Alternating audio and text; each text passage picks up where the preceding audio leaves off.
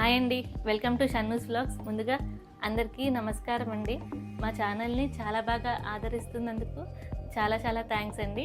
అలాగే ఇక మీద కూడా మా ఛానల్ని బాగా ప్రోత్సహిస్తారని అనుకుంటున్నామండి.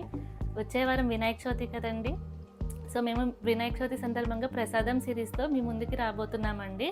అందులో భాగంగా ముందుగా వినాయకుడికి ఎంతో ఇష్టమైన కుడుముల రెసిపీతో వచ్చేస్తామండి. మీరు కూడా ఈ రెసిపీని తప్పకుండా ట్రై చేసి కామెంట్స్లో ఎలా వచ్చిందో తప్పకుండా తెలియజేయండి. ఓం గం గణపతే నమః. హాయ్ అండి, మనం ఇప్పుడు ఈ కుడుములను ఎలా చేయాలో చూసేద్దాము.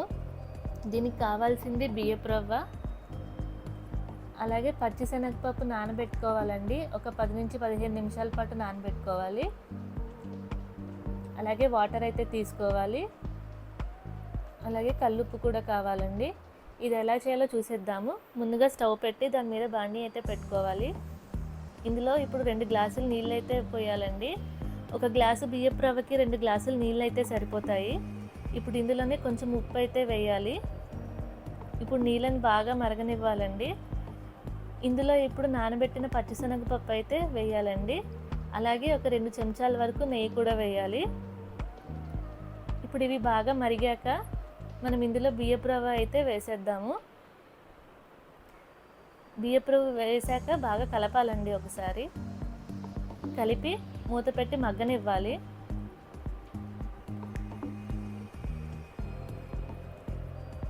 ఒక 10 నిమిషాల పాటు మగ్గనివ్వాలండి. ఒకసారి చూద్దాము ఇది మగ్గిందో లేదో.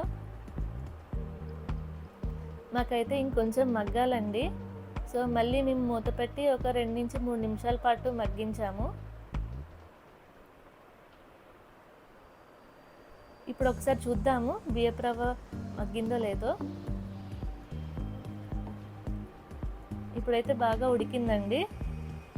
దీన్ని కొంచెం మనం ఇప్పుడు చల్లారి పెట్టుకోవాలి. మరీ చల్లారనివ్వక్కర్లేదండి, లైట్గా వేడిగా ఉంటే సరిపోతాయి. చేతికి కొంచెం నెయ్యి రాసుకొని దీన్ని అయితే ఉండలుగా మనం చేసుకోవాలండి.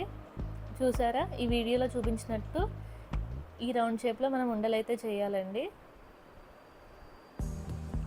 ఈ నైవేద్యం వినాయకుడికి ఎంతో ప్రీతికరమైందండి. మీరు కూడా తప్పకుండా ట్రై చేసి ఈ కుడుములు ఎలా వచ్చాయో కామెంట్స్లో తెలియజేయండి.